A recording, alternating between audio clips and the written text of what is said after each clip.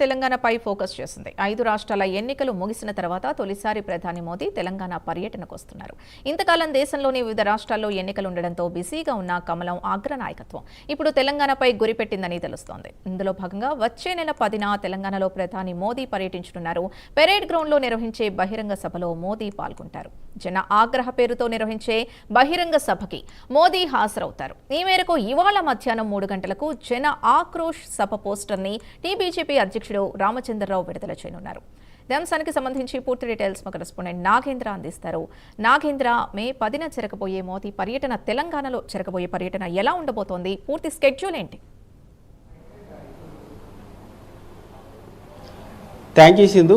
BJP జాతీయ నాయకత్వం ప్రస్తుతం తెలంగాణ రాష్ట్రం పైన ఫోకస్ చేసిందని చెప్పాలి. దానిలో భాగంగా ఇప్పటికే 5 రాష్ట్రాల ఎన్నికలు కంప్లీట్ అయినటువంటి తరుణంలో జాతీయ నాయకత్వం ఫోకస్ అంతా కూడా పూర్తి స్థాయిలో తెలంగాణ పైన ఫోకస్ చేసేందుకు సిద్ధమైంది. దానిలో భాగంగానే నెక్స్ట్ మంత్ 10వ తేదీన తెలంగాణ రాష్ట్రంలో ప్రధాని నరేంద్ర మోడీ పర్యటించబోతున్నారు.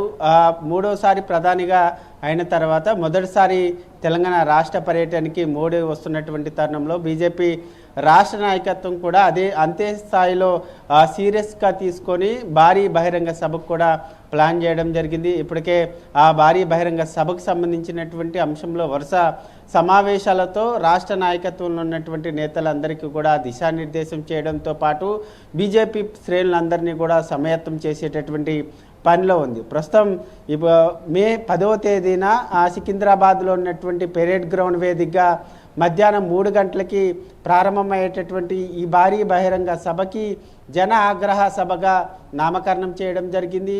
ఈరోజు సాయంత్రం 5 గంటలకి ఈ జన ఆగ్రహ సభకు సంబంధించినటువంటి పోస్టర్ రిలీజ్ని రాష్ట్ర అధ్యక్షులైనటువంటి రామచంద్రరావు రిలీజ్ చేయబోతున్నారు. ముఖ్యంగా ఈ భారీ బహిరంగ సభకు సంబంధించినటువంటి అంశంలో ప్రధానంగా బీజేపీ రాష్ట్ర నాయకత్వం 1,00,000 మంది టార్గెట్గా జన సమీకరణ చేయబోతుంది. ఇప్పటికే బీజేపీ గ్రేటర్ హైదరాబాద్ పరిధిలో ఉన్నటువంటి జిల్లా అధ్యక్షులు కానీ డివిజన్ అధ్యక్షులు అందరితో కూడా నిన్న సాయంత్రం సమావేశం అవడం జరిగింది. ఈ సమావేశంలో ప్రధానంగా ప్రతి డివిజన్ నుంచి 1,500 మందిని జన సమీకరణ చేయాలి. అదేవిధంగా ముఖ్యంగా కేంద్ర ప్రభుత్వం నుంచి పొందుతున్నటువంటి లబ్ధిదారులు కానీ మహిళలకు సంబంధించి పెద్ద ఎత్తున ఈ భారీ బహిరంగ సభకి హాజరయ్యేలా చూడాలంటూ కూడా నిన్న నేతలందరికీ కూడా దిశానిర్దేశం చేసినటువంటి పరిస్థితి ఉంది. అదేవిధంగా ఈరోజు మధ్యాహ్నం 4 గంటలకి బీజేపీ రాష్ట్ర కార్యాలయం కేంద్రంగా కూడా ఎమ్మెల్యేలు, ఎంపీలు, ఎమ్మెల్సీలతో ఇతర ముఖ్య నాయకులందరితో కూడా బీజేపీ రాష్ట్ర అధ్యక్షులు సమావేశం కాబోతున్నారు.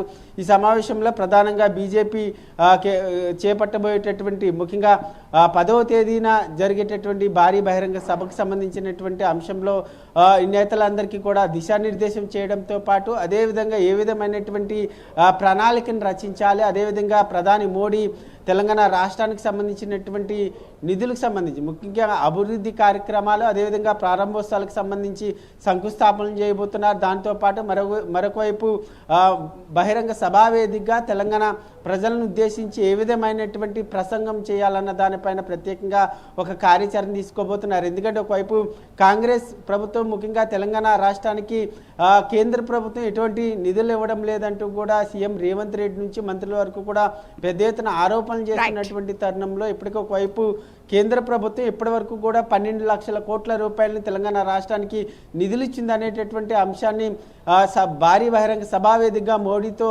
చెప్పించడంతో పాటు అదేవిధంగా ఇటు కాంగ్రెస్ అటు కేసీఆర్ పైన ఎటువంటి ప్రసంగం